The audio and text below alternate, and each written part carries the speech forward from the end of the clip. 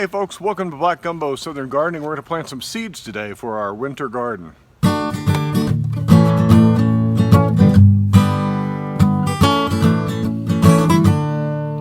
Okay, so this video picks up right where we left off last time. The last time we pulled everything out of our summer garden. We raked all the mulch off our beds. We took a look at the soil and flame weeded to get down to a bare slate, a bare canvas. Now we're going to amend our beds with compost, and we're going to start sowing seeds for winter. So here I'm putting a layer of compost. This is rough compost that has not been sifted. It's straight out of the compost bin, and I'm putting on, I like to say about an inch, but once it's raked in, it's about a ½ inch layer of compost, and I rake that into the top surface of the soil. Now I'm not going to be tilling or turning. I might loosen up some soil here and there with a fork, but for the most part I'm just leaving the soil in the condition it is. As you can see, I've been able to put about an inch layer of compost on my garden bed, and you can see it in here because it's fresh. All those other beds have a pretty good layer of compost on them too, but since it's dried out you can't really see it. But yeah, my compost pile was able to give me a nice amendment this year.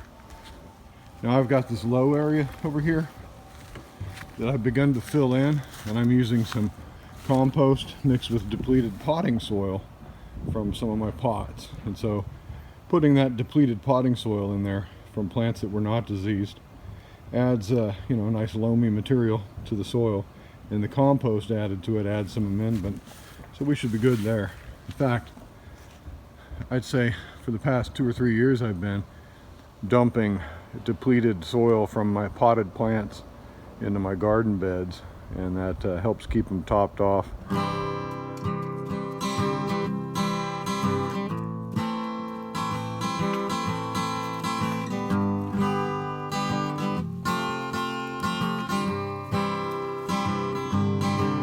All right, now that we have begun preparing our beds, let's take a look at them. I raked all the mulch off, and now you can see the soil that's just sitting in the sun has dried out, and it's very sandy, dusty. It's got a lot of clay in it, but that's okay. So that's the soil without mulch. It is pretty loose, although the top layer is kind of stiff, but if you get down in there, it's nice and loose and good soil. But we've come in and put our compost on top, and the compost is not sifted, it's just rough compost. And we've come and we've broken up some of it. You can see it's kind of lumpy here. Right, that's not a good seed matrix with all these lumps and chunks.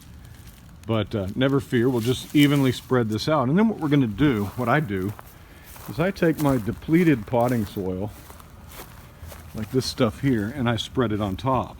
This is last year's potting soil, maybe it's a couple years old, but this is mostly peat moss, and it's very fine.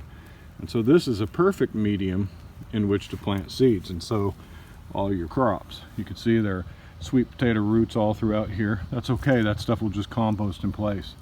But having this fine matrix, this medium like this very fine soil, that's good for planting seeds. Well, it is late for me to be starting seeds, but better late than never, especially in Zone 9A when sometimes winters can be very mild and you don't even get but 1 or 2 frosts. Last year I had a garden all through the winter season. My carrots, my cabbage, my cauliflower, my root crops, they all did great. Even when we had frost, it wasn't a problem. So I'm about 3 to 4 weeks behind where I'd like to be. I'd like to have had my seeds in the ground at the beginning of September, and maybe my my transplants going in now if I had any transplants, but I don't even have that. So I'm going to have to do with what I have, and I have seeds. And so I'm going to plant some peas today. I'm going to plant some root crops. I'm going to plant some cabbages, and they're all going to be direct sown, and we're just going to see what happens. There is yet another hurricane out in the Gulf of Mexico, and it looks like it's coming our way and might hook to go back into Louisiana again. Man, you folks in Louisiana, I'm so sorry for all the suffering you guys have to deal with this year with hurricanes.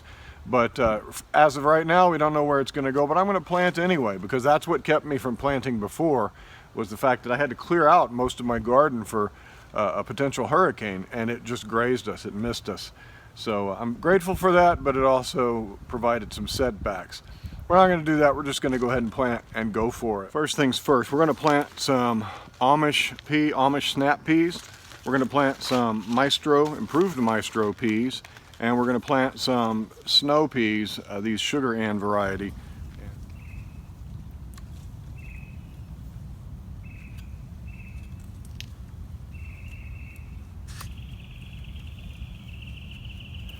Always label.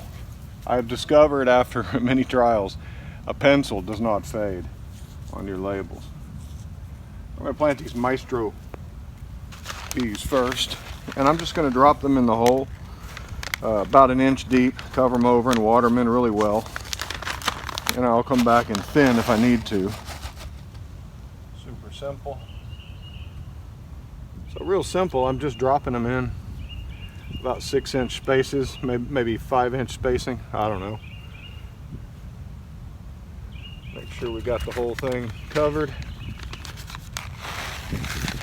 I got enough to do another couple of rows, but I'm going to try some other varieties too.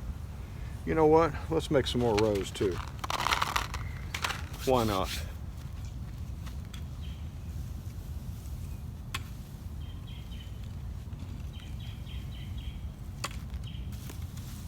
There we go.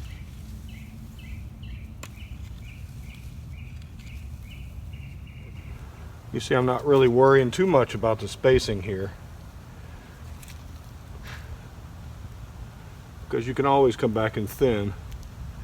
And peas, even the thinnings, are delicious and edible. Alright, now all I'm going to do is just cover them over with my soil. And that's all there is to planting peas. Well, we have to water them in.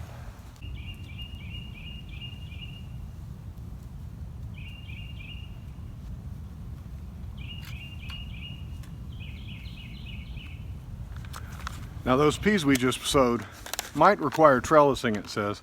I expect them to be a little more viney and a little more climby, but these sugar snap, these sugar and peas are a little bit smaller, not necessarily needing to be supported. So we're going to plant those next and see what we get.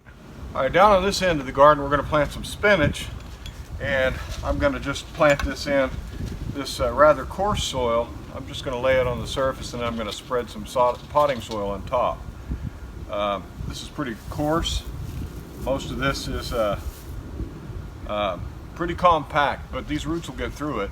But to plant them, these seeds need to be about a 1/2 inch deep. So yeah, maybe I'll make some furrows and some rows, but they're not going to be very deep. And I'll pull these weeds while I'm at it, because though we flame weeded, you can see the weeds are already returning with a vengeance. The beauty of spinach is that as it grows and you thin it, once again you can eat the thinnings, and they're quite delicious. I mean, who don't like spinach? Some people, I guess. So that all my spinach seed comes in good contact with the fine soil and not all this lumpy stuff, I'm going to take some potting soil and sprinkle that in the furrow, and that's the trick. You've got small seed and you want it to be in contact with good fresh water retaining fine soil.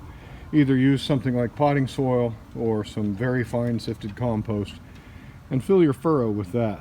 That's an easy trick. That's how I do with carrots and small seeds like this. So let's fill this in.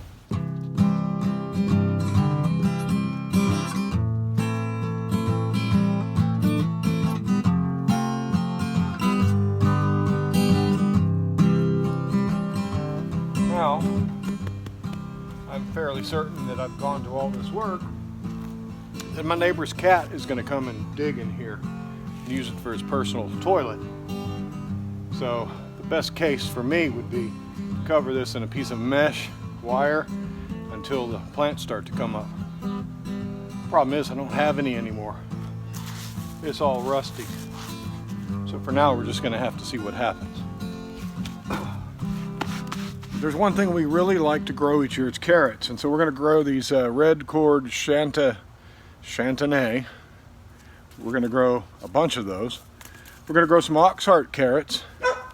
We're going to grow this yellow carrot with the French name I can't pronounce. We're going to grow some Danvers half long. And And we're going to try to grow some Parisian carrots, these short stubby little guys. And these carrots ought to help break up the soil a bit. And I've seen carrots grow in some really dense stuff. They've grown in the holes of my cinder blocks here where there's clay. So with what we have in here, they should be fine. And what I'm going to do is just make a little furrow with a stick, sprinkle the carrot seeds in, and let them go to town, and thin them if we need to. Last year I didn't do much thinning. We got plenty of carrots. So let's put some carrots in. Is I'm going to take a combination of expired potting soil. This is stuff from last year, real nice loose, and some potting soil out of a bag. And I'm going to use this as my seed bed for putting my smaller seeds in. And I'll show you how I'm going to do that. It's basically just a little cheat. I guess you could call it a garden hack, but it's not really a hack. It's just a way to make sure your seeds have good contact with the soil. See, this stuff, as much as I want it to be nice and fine, even with my compost having been sifted, still is a little bit grainy and chunky. And some of that soil is nice in there. I could plant some pea seeds directly in that. But I want to make sure I get good contact with the soil and my seeds. And so we're going to use some potting soil to help out.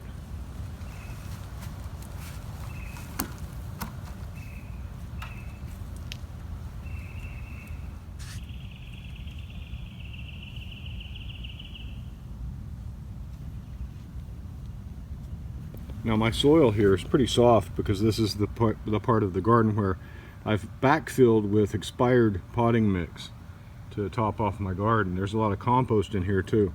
But that's what you want. You want to surface sow carrot seeds or just barely cover them. And so I've made these very shallow furrows with a stick. Carrot seeds are so small that you got to sprinkle them, and you got to be a little bit careful with them,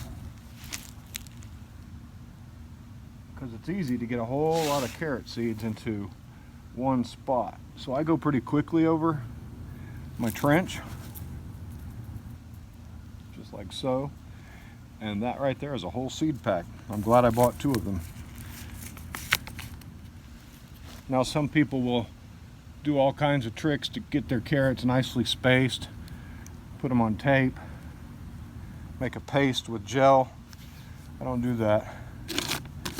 This works just fine. But if you like to do that, or if you like to place each seed individually, go for it. It's not for me. Now what you can do is you can just cover these lightly if you want. Since this is already a nicely, a very fine medium, I don't have to come back in if I don't want to. I've got some depth here, so I can just cover them lightly. You just barely want to cover carrot seeds. In fact, some people just rake them in. I have named my ox hearts AUX in honor of Rachel at Ox Heart Gardening. She was a very new gardener last year. She has 470 something subscribers now, and she's moving along quite nicely, and I really think you should go check out her channel. I always like to see young people like Rachel get into gardening, and so I try to promote people who I think are doing a good job, and she's doing a good job. So my ox heart carrots are spelled like her channel name. Looking forward to this. I'm going to plant some beets. The beauty of a beet seed is that you get a pod, and inside each of these little pods there are multiple seeds, and so you generally don't need to plant these real dense. Beets don't need to be spaced too terribly. They do tend to push one another apart, and so I'm going to just sprinkle them and not worry about spacing. And if we get a good crop, we get a good crop. If we don't, we don't. Beets. Yeah, dropping beets.